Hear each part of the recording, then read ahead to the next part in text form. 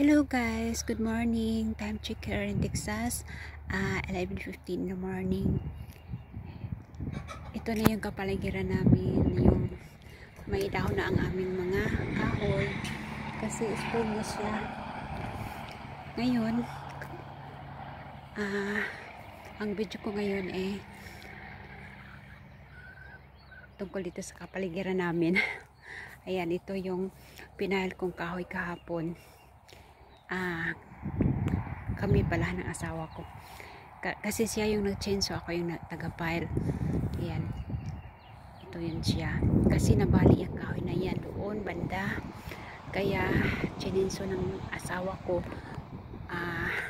para gawing firewoods for the next year na winter. Ayan, green na green ang aming kapaligiran.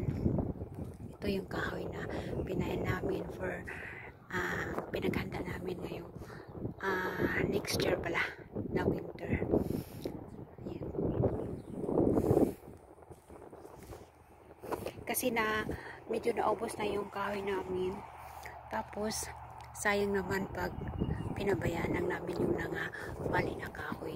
Meron pang isa doon banda, medyo siya nabali, kaya bukas anuhin na namin ito ng asawa ko, hinsuhin at saka ipapile namin. Yan, ganda ng kapaligiran namin, green na green. Yan ang gusto ko dito pag spring, kasi lahat ng damo tapos kahoy magiging green.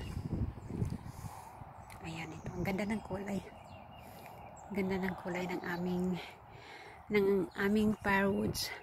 Yan, ang ganda ng kulay. Yan. Ito yung malaking puno, chininso din ito ng asawa ko. Yan.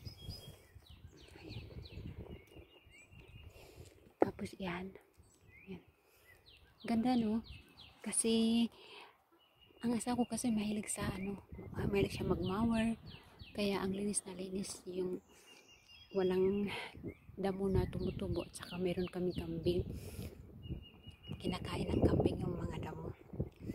Ayan, meron kami kambing dito, yung mga kambing namin. Saka yung meron din kami manok, kaya hindi na kami nagbili ng mga itlog kasi may kami yung mga alaga. Ayan, ang ganda ng kapaligiran, yung pag ganito ang nakikita mo araw-araw, ang linaw ng pag-iisip mo. Kaya ako palagi nandito sa labas, nag-garden ako, kung ano ang ginagawa ko, kasi ayoko yun ang palaging nakatingin sa TV. Hindi ako na masyadong natingin sa TV, manood lang ako pag hindi ng asawa ko, kasi gusto ko yung makita yung green na yan, katulad nito. Ayan, ang ganda, no? Ayan, doon kasi banda, highway na yun, may mga sasakyan, pero malayo, medyo malayo dito, kaya hindi masyadong maingay. Yan, ang ganda ng mga kahoy, no? Yan, mayroon na siyang dahon. Dati wala siyang dahon kasi winter, para silang natutulog pag winter.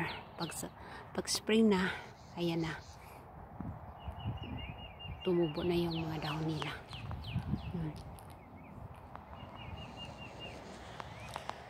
Sige guys, hanggang dito na lang ang video ko. Salamat.